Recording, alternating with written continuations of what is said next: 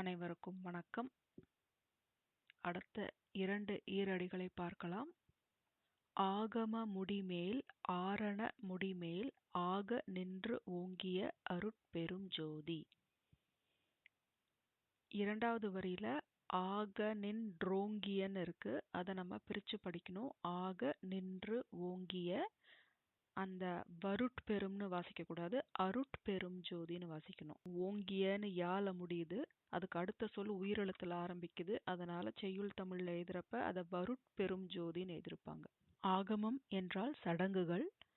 நம் முன்னோர்கள் உடலை கோவிலாக்கி சிற்சபையில் இறைவனை உணர்ந்த அனுபவங்களையும் அறிவுரைகளையும் சடங்குகளாக சொன்னாங்க. அதை எழுதி வச்சதுதான் வேதங்கள். அதுதான் ஆரணம். ஸோ இந்த ஆகமத்துக்கும் மேல ஆரணத்துக்கும் மேல ஓங்கி நிற்பது அருட்பெரும் ஜோதி.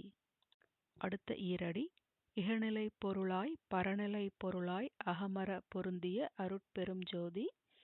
இகநிலை என்பது உலக வாழ்க்கையில் பஞ்சபூதங்களால் ஆன பொருட்களை அனுபவித்து இன்ப துன்பங்களே சேர்ந்து வாழ்வது.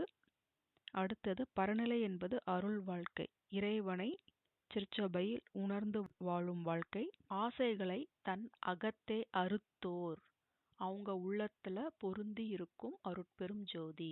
ஓதி பழகலாம். ஆகம முடிமேல் ஆரண முடிமேல் ஆக நின்றோங்கிய அருட்பெரும் ஜோதி. இகநிலை பொருளாய் பரநிலை பொருளாய் அகமர பொருந்திய அருட்பெரும் ஜோதி.